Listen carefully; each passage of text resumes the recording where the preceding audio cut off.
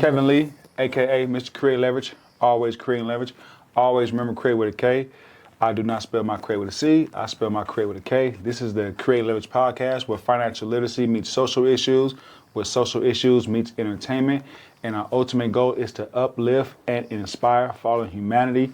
Our ultimate goal is to uplift and inspire fallen humanity. You like that? I like that. Word up. First thing first, give a shout out to our sponsors, Creative Toys. Always remember Kreate with a K. We are online. I will leave the link in the description. Kreate Leverage 360 Photo Booth. Always remember Kreate with a K. And Kreate Leverage Studio. Always remember Kreate with a K.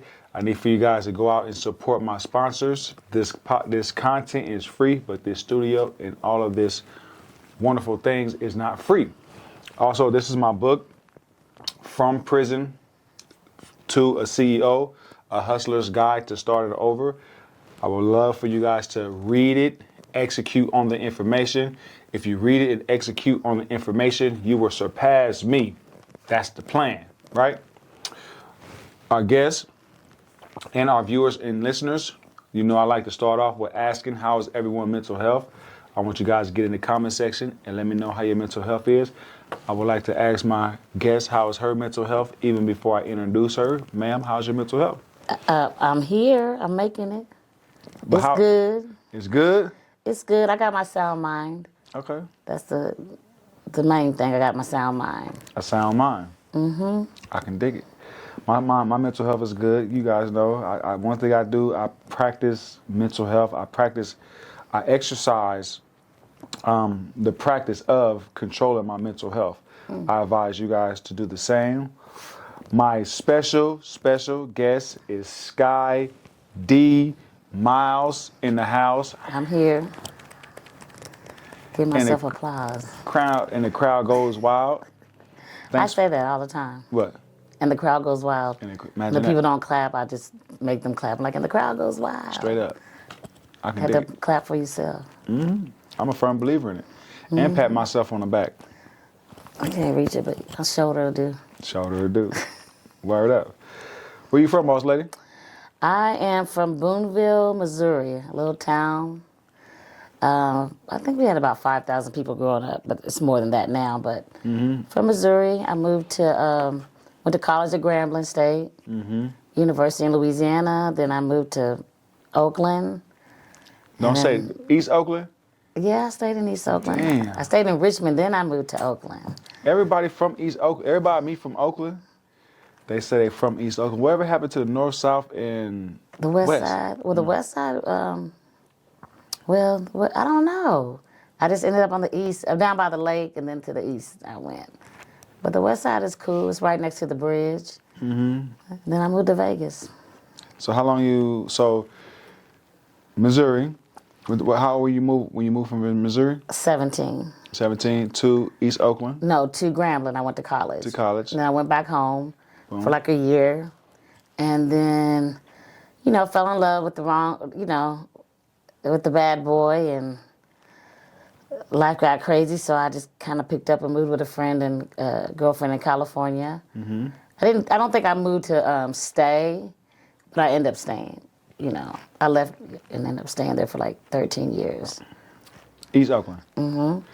Well, all over Oakland, and I worked in San Francisco. Gotcha. Mm-hmm. Over the Bay Bridge? Over the Bay Bridge. Is that what that bridge is called, the Bay Bridge? The Bay Bridge. But they got They have a Golden Gate Bridge, and then they have a San Rafael Bridge. Gotcha.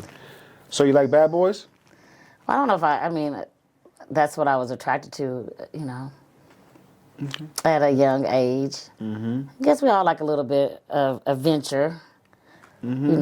What you want at 20, you shouldn't still want the same thing at however old I am now. You thought you was going to get me. I swear I did. Yeah. I was waiting for it. You was waiting for it? I was waiting for it. Not that I have not always chose the right person, but yeah, at that time, I graduated from college with a criminal justice degree and ended up falling in love with a drug dealer. I don't like how that happened. It just did. They say the opposite attract. They say that. They say that. But maybe we're all more the same than Then we actually know. So there's a little good and bad, and or not wise. I don't want to say everything's bad. Not just best decisions. I was 21. So. Gotcha. And that relationship lasted how long? Like us together, like maybe a year or so, and then I because of all the chaos of the streets and women and all of that, I just I moved. I thought that would be the answer, and so did my dad. So he brought me a one-way ticket 2 times. We're gonna just talk about the time that you actually came and stayed. Yeah. Well, he brought twice, but the girl wasn't ready for me to move in, so I don't remember how plane tickets worked then, but I wanted to leave sooner, so he had to get another ticket because I don't know how it worked at that time. So 2 tickets. I used the other one when I came home to visit, but I use it. Oakland to Vegas. Oakland to Vegas. Well, I was performing in the Bay Area in San Francisco, and I worked in criminal justice for like 15 years. So I was doing both. Decided to have a surgery because a job was ending, so I had the health care. So I'm like, I'm going to do this surgery. Got sick, ended up being in the hospital, fell into this depression because I was going to New York. I was planning, I had got out of a not good relationship kind of thing. And I'm like, okay, this is the time to make that move. And end up doing the surgery, got sick. And New York seems so far away. So I'm on disability. I'm going to go to Vegas just to hang out. And I met some people just hanging out. In Vegas, you meet everybody. And I was like, oh, maybe I can move here. Which, ironically, me and my ex at the time had talked about moving to Vegas, but they weren't paying like the same money in my field as I was making in California. So I didn't do that. But anyway, I ended up here. I came out. I wrote down every show that was auditioning. And I came out, and I got the first one that I auditioned for. And actually, my ex ended up driving me here, ironically. But he drove me out, and they called me a week later. And then I drove home back. I flew back to Missouri to just be with my family because I was on disability. So it really was, just doing too much. And went home to heal. And then I moved out December 05. December 23rd, 05. 05. Back to Vegas. I moved to Vegas. Moved to Vegas. From Oakland. December 05. Yes. Okay. Yes. So you've been here in West for 20 years. 20 years. Love Vegas, right? Yeah, I do love Vegas. It's kind of rough right now. It's not. It's changing, and I don't know if it's changing for the best as far as like in the entertainment. But I learned a lot here. I learned to network. I learned how to brand. I really became my persona here in Vegas, and I don't know if that would have happened if I stayed in the Bay Area. It was forming there, but I really had to learn. If you wanted to eat, if you want to perform, you got to learn some things, and you got to sell yourself. In a city that wasn't hiring black women, fat women, short women, or women that are not 25. At that time. At that time, not even that much now. Okay. Singing. So, Skye Dee Miles. Skye Dee Miles. I ain't gonna get it messed up. That's okay. Skye Dee Miles. Yes. First, where did you get the name? The name is like a nickname. People always like, oh, your voice is so big. It's big. It's big like the sky, or it's big like this big. Not clients. Audience. So I was fans. The fans. Yeah. So I was very young when I took that name on. I was actually unemployed, and I was kind of just trying to find myself. I was like not as confident in my craft, in what I do, and I came. It was actually Arabic. Skye with the E was Arabic for water giver, and I was a Cancer, so that's a water sign. So I felt like that was speaking to me, and I just knew I wanted to be able to give life through my voice. So I never actually told the story. So that's where Skye came from. I wanted to respect my family and keep my name, and Denise is my For the D. with a D, and they call me Dee Dee. I only get called Denise if I'm in trouble. And Miles is, my last name, so Skye Dee Dee Miles. Got you. So I've been Skye for half my life. So when you had to pick a stage name, is that how you picked it? No, you don't have to pick a stage name. I just didn't feel like, when you're when I was a little girl, I wanted to be famous, whatever that was to me at that time. And you wanted to have like these really magical names, like the famous people, whoever, So like Billie Holiday, but she's a female, but her name is Billie. Like it's always, and when you would read about these artists, most of them, Marilyn Monroe is not Marilyn, she's Norma Jean. So we all have, because you really are not yourself. You are another person as an artist. You have who you're born as, and then you have your 9-to-5 life, and then you have the stage, So, and at that time I was just really deciding I wanted to go after my music career, and I just looked, I just prayed and searched for a name that fit, and it. I like the name. Yeah. It's a catchy name. Skye Dee Miles. I can hear that. I can see that shit. And I haven't went to see any of your shows. However, I will. You will. So before we start, tell the people who you are. Tell the people what it is that you do. Oh, well, my name is Skye Dee Miles. I am a Las Vegas entertainer, headliner entertainer here in Las Vegas for 20 years. And I am a producer, director, creative director. So I don't just sing. I create projects. And I'm very big on representation, through culture, not just a racial component, but our music, size. It used to be a time I think I was doing things to prove I could do it. And then as you grow, you realize I'm doing it because I really can do it. And I love doing it. So I went through all the stages, like, I want to prove, I'm going to do this to prove a big girl can do that. I want to do this to prove a black woman can do that. I went through all that, and trying to find myself. And, I guess it's like, they say it takes 20 years, before you really make it. And I think that's true, so. So what does find yourself mean to you? Your truth of how you want to be seen. And, when I got in the performance business, I was doing a show in San Francisco, and I was an understudy for Letty C was the first understudy, and then I was under her from the main person.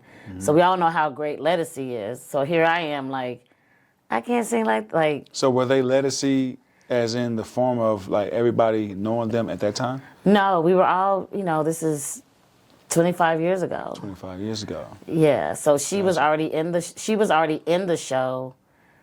The show was Beachmaker Babylon. It was like the longest running musical review. And there was a lady named Renee who was the principal, then it was Letty C, then it was me. Gotcha. So I went in, but I always felt like I'm never going to get the principal role. Like these women are amazing. And the principal role is the headliner? Yeah, it's like the main role for the show. Gotcha. And, I watch them, and, you learn, and but there's always a little insecurity there because of their these voices that they had. Okay. And I remember one time my director said, you have something special, you have it factor, you have stage presence. And I didn't know at the time that was something everybody didn't have. I thought everybody had that. But once he kind of let me know that I had something, then I took that to build on. Gotcha. So, because there's finding yourself as an artist, and then there's finding yourself as just a woman or a person on this earth. At this time, you were how old? You really trying to get the math going, aren't you? Ballpark figure it. Well, I'm definitely grown, but I'm talking about at that time. How I was 24, 5 maybe. 2000 and what? Doesn't even matter. We're not gonna. Cool. I'm a woman of a specific. What do you say? Certain age. Gotcha. That's right. Yeah. So when did you start? Let me say the thing about the age thing. It's not that I really care, but in this business, once you say the number, it's not that it bothers other people. Make it be an issue. Mm-hmm. So it's like if they think you're 35, because some days I can look, I could play a role being younger. I'm not saying necessarily 35, but a lot of people don't know that I am the age that I am. So I always find, but once you say the numbers, like, oh wow, Right. And then all of a sudden they're like, oh, well, we don't want anybody that age, even though you could do it, So you're saying basically it kind of messes up your market value. It can. Mm-hmm. Even though I think I'm at the best age for what it is that I'm doing now. I mean, there's some things that I wasn't ready to do, when you're 20-something. Like, being the sassy lady telling somebody what to do in a stage play, that's not a Broadway role. You know what I'm saying? So, but you can be of a certain age, and now you're the perfect age for where you want to be. Ain't nothing I could do about it. I got 2 choices.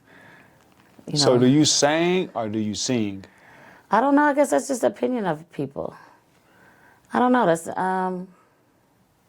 Let us hear some, man. Nah, I'm not gonna. I ain't just sitting and singing. I don't like when people. No, One note. I don't like when people. How much I need? I need it. You need to come to the show. Okay, come to the show. Yeah. And I'm coming. Okay. Remember I told you that. Yeah, you're gonna come Valentine's Day. So first of all, I've already been to your show. You came to the gospel show. That's when I first saw you. Right. Up there hosting. Well, I don't know. Were you the host? I'm the host. Okay. Yeah, I'm you were the host. Creator of the show. So the show that I saw you at, that's my show. Your show. Yes. Gotcha. So you bring on the talent? Yes, I create a choir, and then the Joy Love Experience is the second phase. It was called Carmen's Love Brunch, Gospel Soul Food Brunch. And I named it Carmen's Love Brunch because I lost my mom a few years ago. Right around. Her name is Carmen. Yeah, her name is Carmen, yes. Gotcha. And I changed it to Joy Love Experience for the business side of, which was kind of like an emotional thing for me because I really wanted to hold on to my mom's name. But we had our own thing about the word joy because she would always say, "You're my joy." And when she passed, she had told somebody, let her know that she's my joy. So I wasn't really leaving her, but just it took a minute for me to correlate that and feel okay with it being the Joy Love Experience because my mom was full of love, and that's how I remember her just being this woman full of love. So I wanted to create something to help me heal, and I talk about in the show, you never will heal, but I wanted to share the stories of when there was a family, when the funny stories of the black church, or the us sitting down and eating. One of my jokes used to be about everybody's supposed to be your cousin, and it's not really my cousin. Like they just said that because they don't want you kissing in Vacation Bible School, So all those little funny stories that majority, I think, black culture have experienced. If they're, 50 and 50, 45 and older or something, they've experienced the church world and family dinners and cousins and family reunions. So I try to ball all that up with the memories of my mom and just let people know that they're loved. I think you're seeing less and less people going into the church. And like you said, you're just here to uplift. I'm just here. That's all I'm here for. I'm not here for a denomination. I'm not here for formality or logistics. I'm here to let people know. And on this day when you walk in, if you didn't feel loved, that you're going to leave here feeling loved. And if that's all I can do, if my only purpose is to save somebody from wanting to jump off the bridge today and uplift humanity. Yes, and that's I love that you said that because that's really what we're responsible for is to love each other, whether you feel it or not. You may have your own crappy day going on. So that's how I started 2 years ago. We're actually going into the 3rd year. So and that's the love. That's the Joy Love Experience. Gotcha. Yeah, the Joy Love Experience. So we do pop-ups. So when I met Tracy, she heard about my choir, and when her father passed, she asked me to come and bring a few people. We brought a few people, and then she wanted to do one of the brunches, and that's the first one the one that you came to. So I do pop-up, like we've done the Rio, we've done Lake Las Vegas. We had like almost a year residency at the Composer's Room. So, I mean, love is honestly, it's a hard sell when you know, but it's what everybody wants, you know, whether they know it or not, but yeah. Hell yeah, I want love for sure, for sure. I know. So that's where the Joy Love experience, and I'm looking forward to grow and for us to, you know, tour and to get bigger venues. And we do a lot of corporate, so I do corporates, like I do Black Girl Magic. That's a fundraiser for the public education department and whoever calls. And sometimes I don't just do gospel, we do positive music, anything that can uplift, make you feel good, smile, dance, because all those things are part of our mental health. You know, even when you even go to a nightclub now, people don't really dance. So that's why a lot of the joy is not even like if you go to a nightclub or go out at night, because a lot of that things that make joy are not happening. Got you. So it went from Carmen, Love Brunch to the Joy Love Experience. the Joy Love Experience. And that's what I saw. You saw the Joy Love Experience. Was that the same choir that was there? Same choir. Well, I've had different versions of the choir. You know, people come in and out, but mostly the same people. So you want me to know who got me? Oh, I know, because I saw you talking about the man with the glasses. No. John. Not John. Who? Not John. Not John. Oh, well, that's what you said the other day when I walked. Okay, who got you? So it was the black lady with the short hair. So the young lady with the short hair. This young lady, chocolate sister with the short hair. With the short hair. Real short, like you know. Did she sing Happy Feelings? Oh no. Did she have short hair or was she bald? She's bald. Oh, Alexis. Yes. Alexis was amazing. She sang Alone in a Room. She said, Open. Oh, yeah, yes. yeah. Ooh. Yeah, she's amazing. Damn. She's great, yes. She's great. Yes. And she started walking towards me, too. Right. She started walking towards me. I was like, she's beautiful. She can sing. Shit. Young. What the fuck is going on? She got she has original music, and she performs at different venues. I think she's Alexis Tatum. Yes. Got you.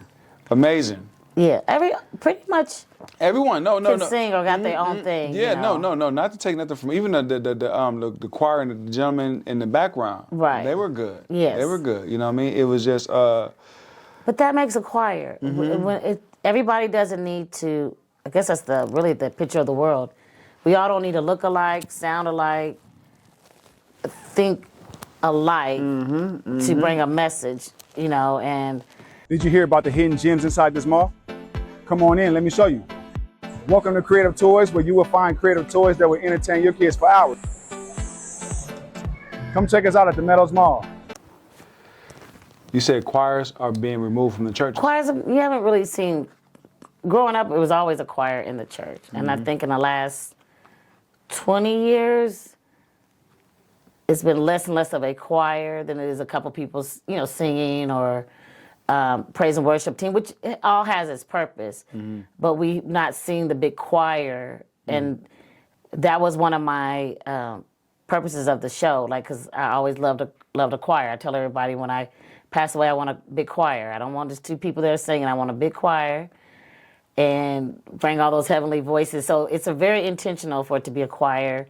It's very intentional most of the time for me to have soul food. But if the venue doesn't have it, we just, whatever they make, as long as it's good. But the soul food is we're connected to that culturally, and food and fellowship is powerful, So, I could do a show. I have other shows by myself, but I wanted to include other people to be able to send the message about love. So when did you realize that your voice wasn't just a talent, but a calling? When I was working at Tropicana Casino in their lounge, and I was short $100 on my rent. And this girl came and gave me a tip. She gave me $100. That's exactly what I needed. And I was like, oh, thank you. I said, is this for, the band? She's like, no, I'm going to tip them. This is for you. Keep doing what you're doing. And I'm like, thank you. And then I asked her something, but she ended up being a call girl. She was a prostitute. And God told me that night that I am to touch the people wherever I am.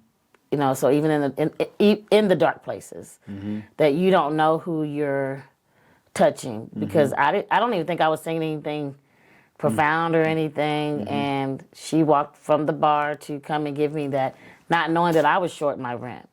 So a prostitute blessed me in my need, not even knowing. So that's when I really knew that I was called to wherever I am, that I had to be responsible. Like wherever I am, whatever I'm singing, I've had people, you saved my life tonight. I was ready to go literally take my life.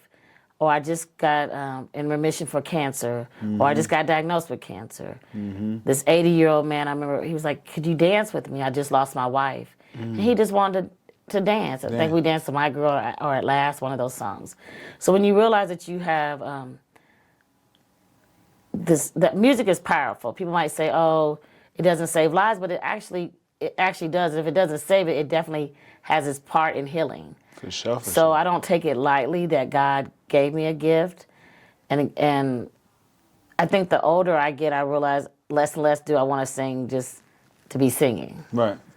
I spend a lot of time on choosing the songs, whether it's a club gig or the Joy Love experience. I take a lot of time and what I want people to evoke, what feeling do I want those people to get. So I would say in my 30s somewhere. Gotcha. I realize so. So your talent transitioned into a calling. Yes. Or it could have been a calling from the get-go, but it was in the form of a talent. It was always a calling. It was always a calling. I didn't know. Right. I didn't know that, like you're saying. Yes. That's a beautiful thing. All right. Cool. So. Because who wants to be the starving artist? The starving artist. Who wants to be rejected? Who wants to be told you're not good enough? All of that. Go ahead. I mean, and I've been through all of it. Or you're too fat. You're too. You're not pretty enough, or you're really pretty, but you're too fat. All the things. Or we don't want you to use that word in the band name because it symbolized black. Like, who wants to be mistreated? Who wants to have somebody else decide your life for many years until you get a big break? I mean, I remember the time when I prayed to God, and it was probably about 12 years ago. I said, Lord, I don't want to have to audition. I want people to hear about me and just want me. And most of it's been like that. Not to say I haven't had any auditions. Right. But to be told no, or to think that you're not good because somebody else likes somebody else's voice more than yours, but then you may be getting a standing ovation across the street. So you take the compliment and the criticism all at the same level, because you have to know. You have to know. And I do think it's audacious to get on a stage and think somebody's supposed to like you. I had stage fright one time. I was about to go out on stage. I'm like, who just think that 400 people are going to like what you agree to do? Like, it was like my show in San Francisco, and I had one tiny minute of stage fright. You, the professional? Yeah, but I was still young then. Right, at that time. But it just takes 1 minute, because what you're doing, you're saying, I'm going to go out, and I'm expecting, and you're not a celebrity, so you're just expecting somebody's going to like what you're doing. And if they don't, you'll decide you don't like what you're doing. When it could just be everybody got stuck in a traffic jam and they're kind of in a bad mood. So they might have laughed on Friday, but Saturday they just looking mean mugging. If anybody can dig it, I can dig it. You blend soul, jazz, funk, and rock. What genre do you feel most honest in? Which most represents me? Yes, ma'am. Oh my gosh, that's my problem now. I love it all. That's when you know work ain't work. It's a hobby that you get paid for. Right. Kind of. That's when you know work is not work. Work. It's like a hobby that you get paid. It's not a hobby though. It's not a hobby. You have to disagree. I disagree. Because I don't think a calling is a hobby. Okay. I think people who do community theater for the fun of it, who, you know, maybe they just didn't want the big lights, or maybe they're married now and they have kids, that's more of like something they get to go do and As a hobby. As a hobby. I think I have a purpose, I have a responsibility. With that, I'll say I think blues and rock symbolize me the most. Okay. Because The blues, what is it? Go ahead. Because it's the rawest form. It's the basics that you can twist around, and if you don't have the basics, there's nothing you can do. If you don't know 1 to 10, you can't learn to multiply it. You know what I'm saying? So it's like, it's gospel and blues are the beginning of American music. Every form of music in America is from black music. Okay. So there's something about producing something good through all that pain that would have been formulating through slavery and Jim Crow, and that these people, that people like, I'm just saying, when I think about Ray Charles and James Brown, these men done things that even white artists didn't do, as far as contracts. And now here we are 40 and 50 years later and not getting treated any better.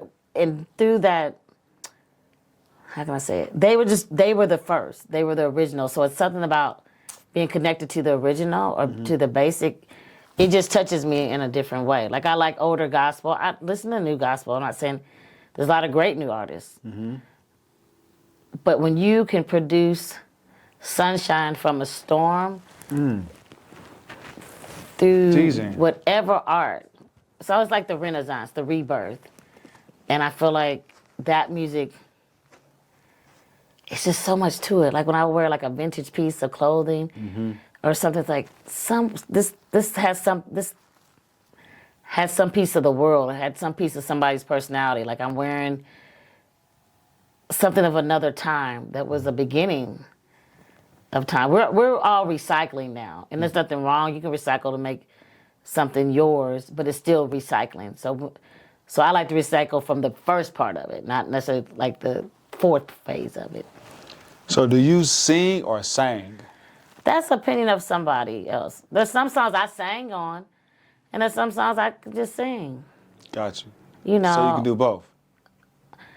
You have to. Like I got hired to do a Broadway song for a Broadway show out at somewhere, and in Aliente they did a big Broadway show.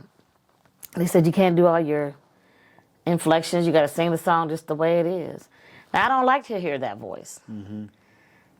You know, but I had to change my thinking of like what you think singing is. You can go to another country, they don't want it. They might not understand riffs and runs.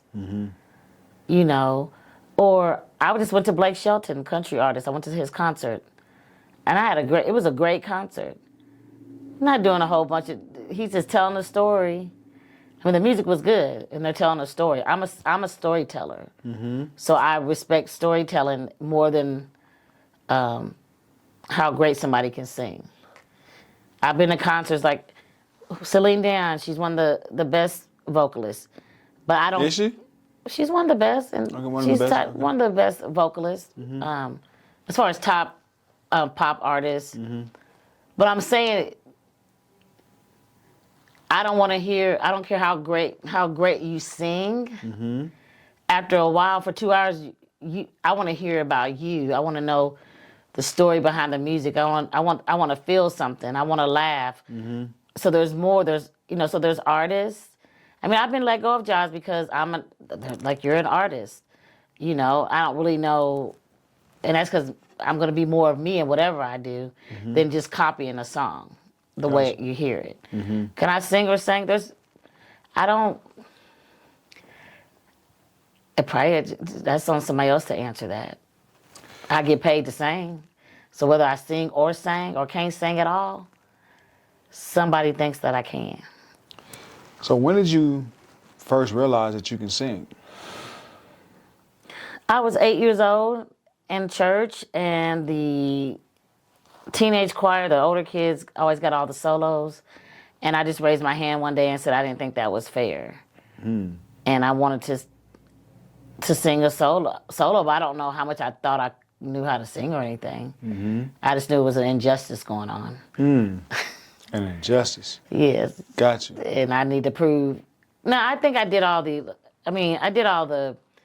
make everybody get in the dance routine. I did all, I was that cousin. But I never still was like, I know if I could sing or not. I just knew that I wanted to be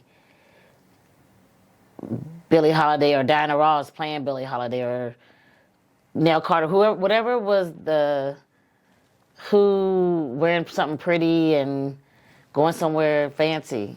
I want to go to a boxing match with a fur coat on. I didn't, I just thought rich celebrities did that. So you got celebrities that inspire us to be who we are today. Which celebrity inspired you?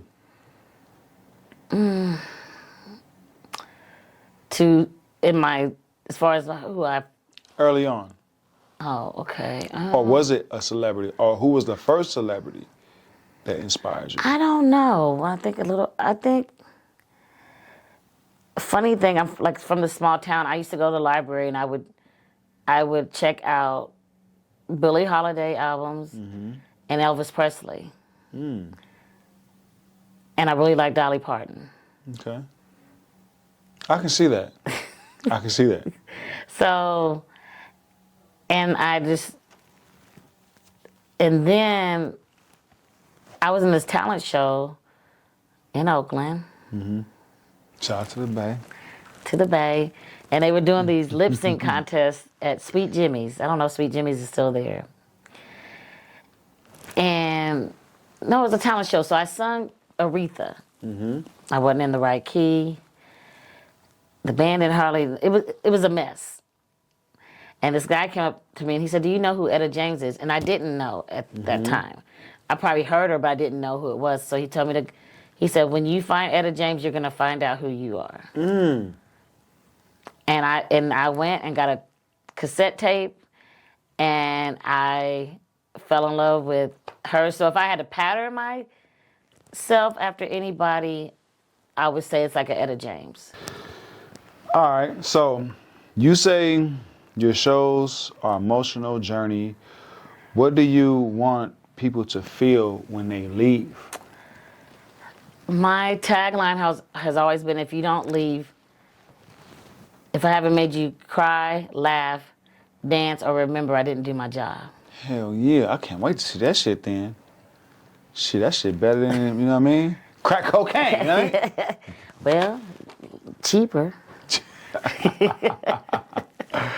So if you don't make them smile, cry, laugh, dance, or remember, then I haven't done what I'm called to do. For sure, man. I like that. And I, we have some gigs. Listen, sometimes you take a gig because you need to pay, the bread and butter. But I always have an intention to do at least one of those. And I've had people come and say I've transformed their lives. I've been at the bar and people wanting to pray. I've had people say I've been at a secular gig and I've done a song that maybe feels gospel, even if it's not gospel, but it's still positive. And this one guy from Chicago, he's like, "I haven't been in church in 10 years. I think when I get back, I'm going to go." Because I think there's messages in music, Whether it's Don't let me bore you now. You're yawning over there. No, I'm entertained. I'm listening. I'm following. This is like a movie. I don't even really gotta ask. Just ask the question. But because to me, what is a?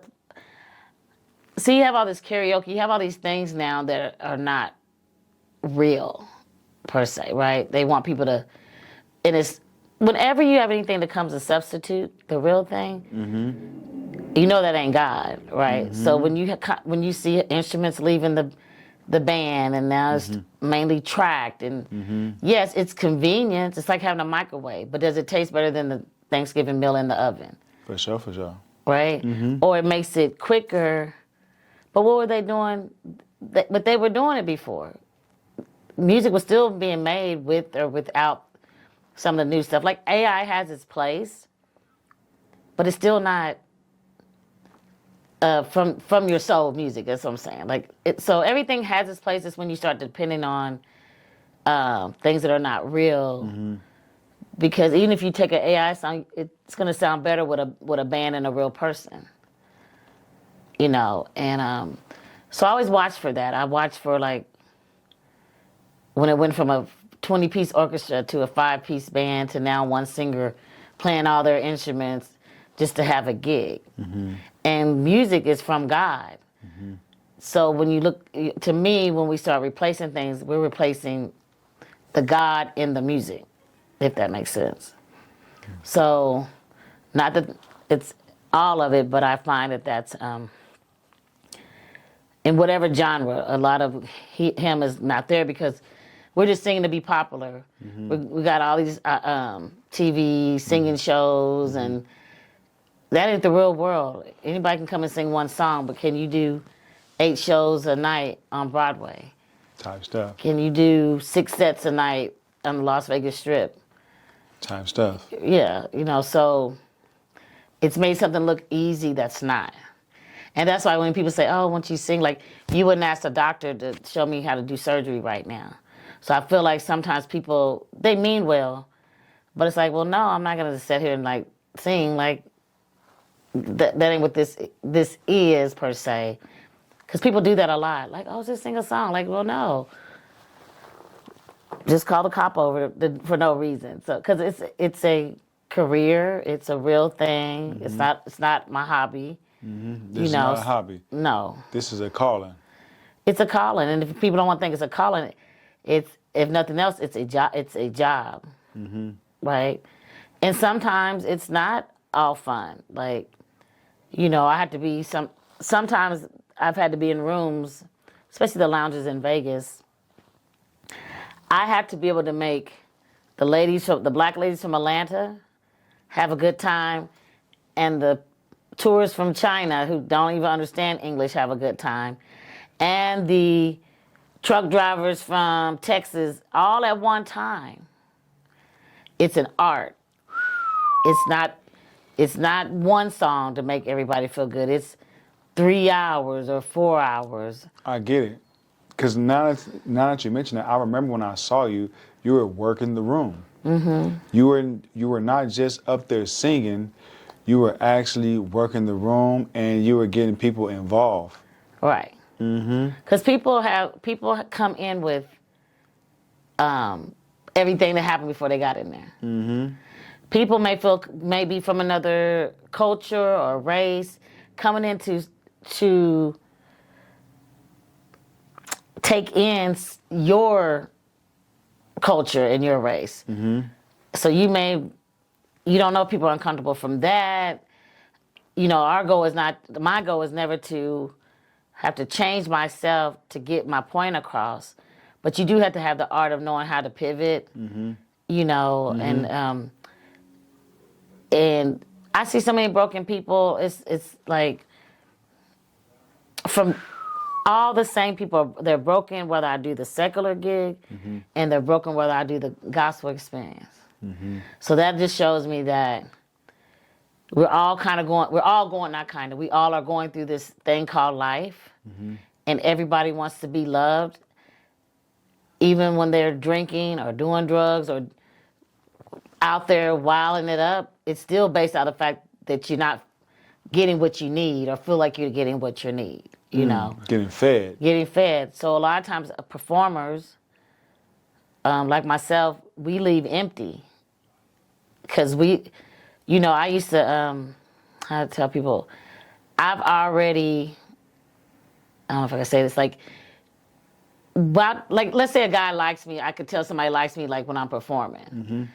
Well, I got to do like 4 sets, right? So he might be there on the first set, but he ain't there on the 4th set. And even if you see him later, like walking out the casino or something, well, I've already had my high or my climax because I've been performing, I'm tired. Like, so there's nothing I have even left to do. That's why most of us, we're gone to the bar or we're gambling because we just want to kind of zen down because you literally are giving of yourself. I done hugged, I done kissed, I done shake my hips, I done smiled, I done laughed, I done touched, and then you forget about yourself. You know. That's why I say sometimes you leave empty. A lot of it, yeah. And then if you don't have a partner, then you're like coming home, you don't even have that person to share that with. Even when you have like great moments, I've had standing ovations, you know, and sometimes I don't even have a friend that's there. I just was the guest. So you don't have anybody to even share that moment with. But the strangers, which feels beautiful, but sometimes you just want like, oh, did you know this happened? You know, so I was very young not very young, but I was in my 20s in San Francisco, leaving gigs and coming home and thinking, oh, I understand why Billie Holiday started getting high. I didn't do that, but I understood. See, I didn't understand as a kid watching the movie, but once I started performing, I'm like, oh, I get it. Because sometimes you're sleepy, you're tired, you're sick. I've had 105 fever and had to still go sing, or had to go vomit and run back on the stage. Like you don't get, it's so much of your whole body, mentally, spiritually, emotionally, and physically that you're giving. And I don't think that people really understand that. They don't. They definitely don't. Right. Gotcha. So when you look at Mariah and all them, I'm thinking, oh, I get it now. But they have a team. I'm still, pulling the suitcase. Type shit. One day. We're working. We're working towards it. We're working? Yes. How do you read the room and decide whether it needs tenderness or fire? I don't even know if I've ever thought about that. It's something that kind of comes easy to me. So I guess in my own discernment, I guess I could say all my stages are like if I can correlate it to church or spiritually, because it's like you can feel it. Like, sometimes like if a joke don't go over and I gotta let me get out that joke, or it just comes. It's a gift. I didn't like that I have. I can just kind of read. I'm good with reading the room. Not always perfect at it, but I'm pretty good with, because if you're in tune, if you know that it's a calling, if you know. See, I didn't know it was a calling, I was still able to do it. But now that I know that it's part of my gift, it's part of the singing, whether I sing or I sang. Like, I don't even sing that much at my gospel brunch. I do a couple of songs. But I'm setting up the room for what kind of day we're going to have. Gotcha. So a host, a comedian, all those things are just as important as the music aspect. Because even when you talk, like I've had people say, oh, I just love hearing your stories. Some people just have a voice of storytelling. So I had to start looking at like, oh, I never thought of myself that way. Like I would never be a stand-up comic, I don't think. But I know that I'm funny, but I'm funny in a very rhythmatic way with music and, topics. And maybe I could be a stand-up. I don't have a desire to be. But I think you learn, whatever talent you have, it gives you branches of other things. Skye Dee Miles. So let everybody know where you're at, where can they find you at, what you got going on. First, let everybody know, what do you have going on? What do I have going on? Right now, I am at the Bourbon Steak at Four Seasons. Is the steak good? That food is so good. Okay. The food is so good. It's next to Mandalay Bay, the Four Seasons, and then Bourbon Steak is inside There I do second Saturday and the last Saturday. And in February, on February 14th and March 14th, I'm doing my Boom Boom Room, which is an homage to the juke joints with some Vegas twists, Vegas vibes on there. And I've been doing my Boom Boom Room really the whole time I've been in Vegas, kind of like pop up here and there. So it's my ultimate, like, it's my baby that I'm still nursing and creating and things like that. So February 14th, Valentine's Day. If you get your reservations at Bourbon Steak, I'm there second and fourth Saturday. But the other Saturday, I'm just doing it with a trio. So I have a trio band, and we just do jazz and R&B and pop, just different tunes. I do Delilah's at the Wynn, their brunch, on Saturday and Sundays. Every week? Every week. I'm at least scheduled through February. I never know, kind of just know. And my main baby now is taking my show on the road called the Saints Aints Tour. And that's a Saturday night show, which is the Boom Boom Room. And then Sunday day is the Joy Love Experience. So it's bringing this whole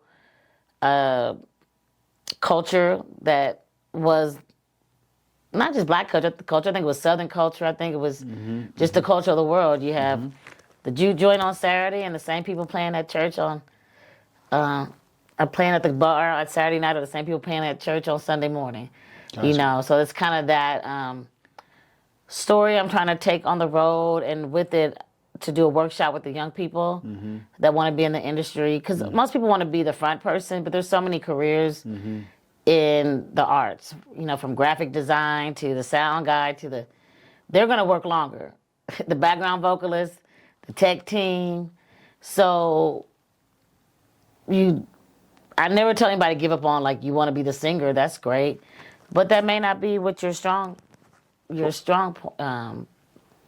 part is. So I'm going home in into March with my first show. How, I don't know, but God will work it out. Like he always do. Like he always does. So. I always ask my guests, I have a brand, I have a lifestyle called Kreate Leverage with a K. Always remember Kreate with a K. What does creating leverage mean to Skye Dee Miles? Creating leverage. With a K. With a K. Well, I usually spell Skye, Skye, because E is for extra everything. So K, creative leverage. Close enough, but go ahead. Creative K. Your name starts with a K? Okay. No, sorry. Creative. Kreate Leverage. Create leverage. Yes, okay.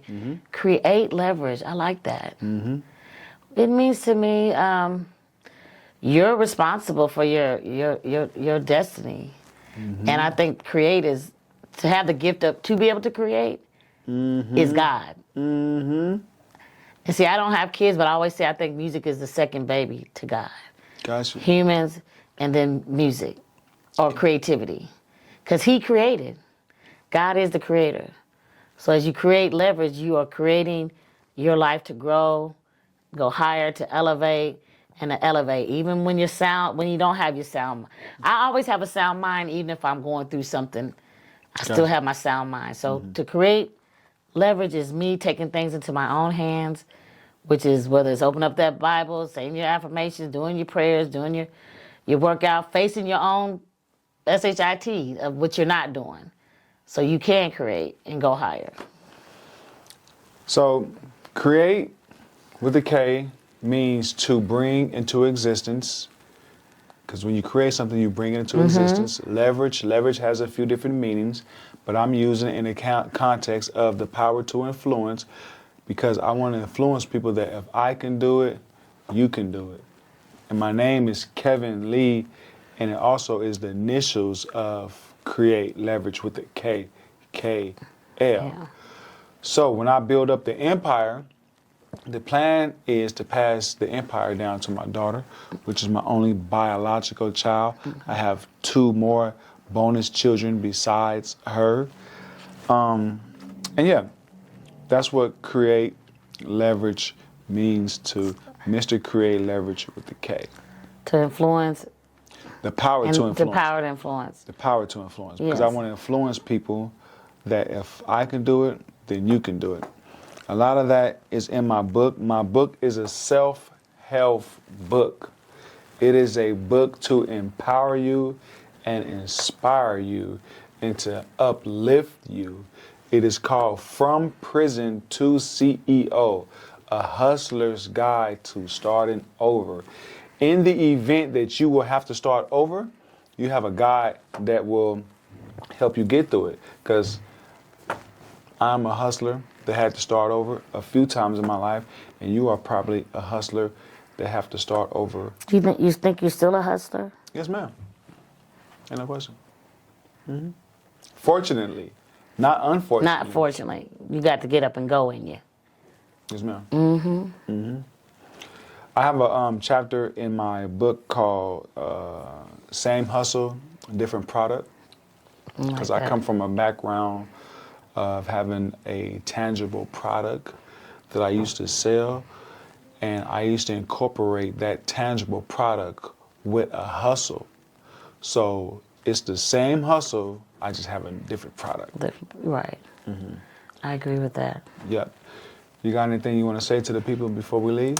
No, I love the people, keep the culture. I want everybody to know the culture of music is not just hip hop, and that we need to really start exploring and saving our music from gospel to blues to rock. Like, I am thankful for Beyonce for putting the face on like country and rock, and it's very sensitive to me that we give away our culture. And it's okay. The sharing is different than giving it away. So at these shows, it's more of other people honoring or listening to. It's our music that we shared with the world, but we now don't even respect our own music. So I would like, just in this, if you live in Las Vegas, support live entertainment. It's not. I always say, this is my my life. It's not a hobby. So it's funny that you said it. So For sure. It's how we eat, you know. So when you go, if you pass by somebody on the street, give them a few dollars. If you go to a show, throw an extra $5 in the Bucket. in the bucket. Got you. Yeah. So. And I look at it different now. I'm not a wise man told me, like, because I'm just such a 100 type of guy. A wise man told me that being 100 is actually knowing when to be 100 and when not. However, when I say that I'm going to look at live performers different in the form of respecting their hustle and throwing something in the bucket, I'm going to start. I don't go out that much, but when I do, and I see a live performer, I'm going to throw something in the bucket. Thank you. And I advise you to throw something in the bucket too. My name is Kevin Lee. This is the Kreate Leverage Podcast, where financial literacy meets social issues meets entertainment, and our ultimate goal is to uplift and inspire fallen humanity. I really don't think that you guys really take into consideration what I really mean by that. I am really on a journey to inspire and uplift fallen humanity. I think that is my calling. That's powerful. You know, a lot of people, they say, they ask, like, what do you think your calling is? Or if anyone ever asks you, someone else might not know what their calling is, but I actually know what my calling is. My calling is to inspire and uplift fallen humanity. And until next time, if you see me out there in traffic, just salute me.